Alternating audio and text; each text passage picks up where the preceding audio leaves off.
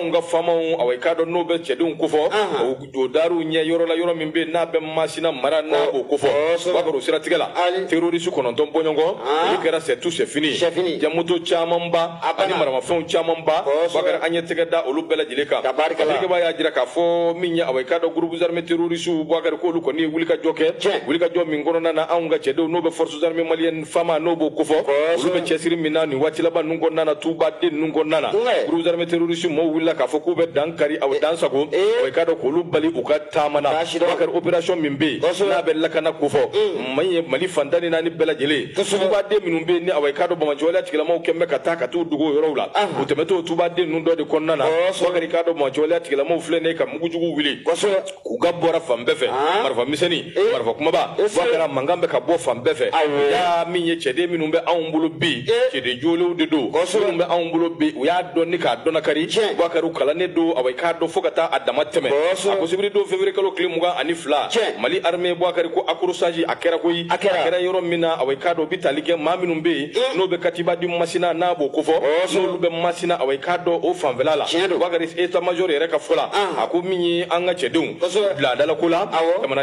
jamana do mbise kala kana chugumi mo bulu mina umbela jile ali kado minyi basiki bise kana jamana fandan nani bela jile fe chugumi ubo bara udila o bara min vlene no bolula wakari wode ko nana minyi bingani wala tigala mo fleka mugujugu wilu la koyi mugujugu min wulila ani masina ni nyanje kilometre ta ani fla bonongo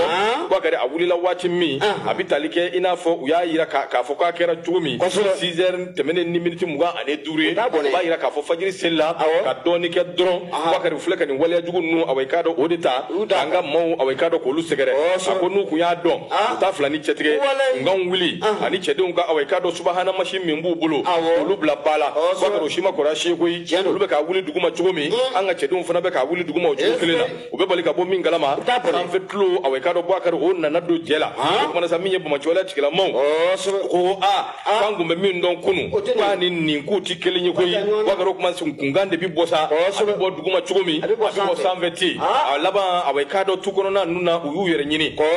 awai kado utali anga motuguru nofe nga maminu ndo wakari awai kado keli ba foko shubo ubitunu chugo ma ko ni teke alai ka do ubu fereke nyame ku do jamana deuna de wa yelu ba ke chugo ma teke alai ka do nga minya awai kado utali fama turu nofe fama choratu tu nofe wakari minye ma kono don bonyongo no ye shuwe no be bama chwala tikila ma ukufo o shu kono don wakari tege dara uluka o tebenengo ka boy minye awai kado dagamana moto chama mbade wakari ulukumbu bulu oludo minena anye awai kado olu soro marama fon chama wakari olu fana usoro la wakari awai kado ode hunko nana ali minye ni ngo bela jilenye wakara koko ni agelera kosobe ma wala tigela ma ubulo basiri ke baya jira ka fo anga cedu ma kilin woni jugira na tabe do donde bike bi alaka ke fari jaga boy alaka noya alaka bampiu ko sa minye bo ma wala tigela moy wakara nu ku ya do masina marala wakara kunta fulani cetige ko minye wulo masiri taba munun fene jabala benembe région de Kidala nyama ku ye la magali belebele uyo ke ko yoro mumbe nanka mako zone aéroportière de Tessaliti nyama ko minye armée malen ko ni ko ay la magali ayo dabo sebeningala no be mamon turu ko fo maman ka bo nouvelle urgent ale konnala aya ira ka fo ko mi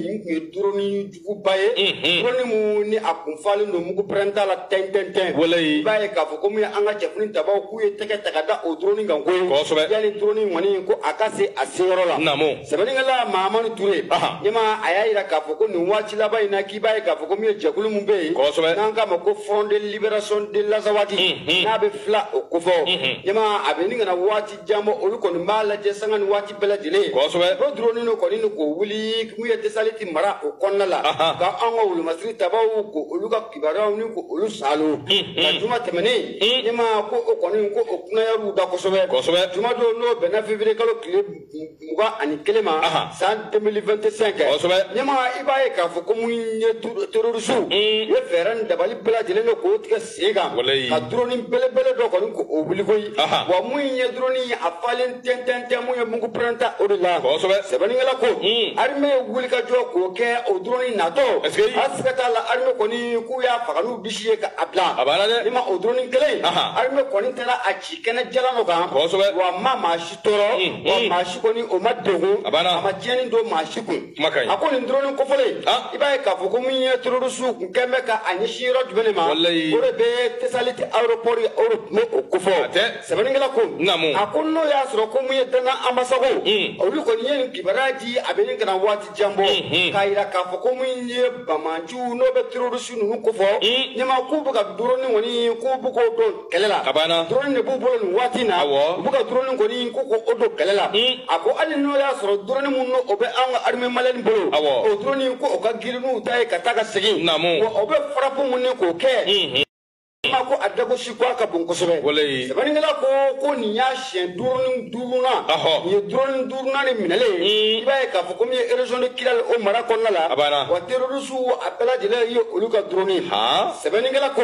ako mi anga état major général des armées akoni mbora ka kibada akoni ko di jamana kono dembela jele ma kaida ka fo komi jamana kono do abu uladoniya abi jema bela jele ko uladoniya chef d'état major général des armées akafola aya ka fukumi anwa chapulin tabaw kuye feren dabali bela jilenke ni drone woni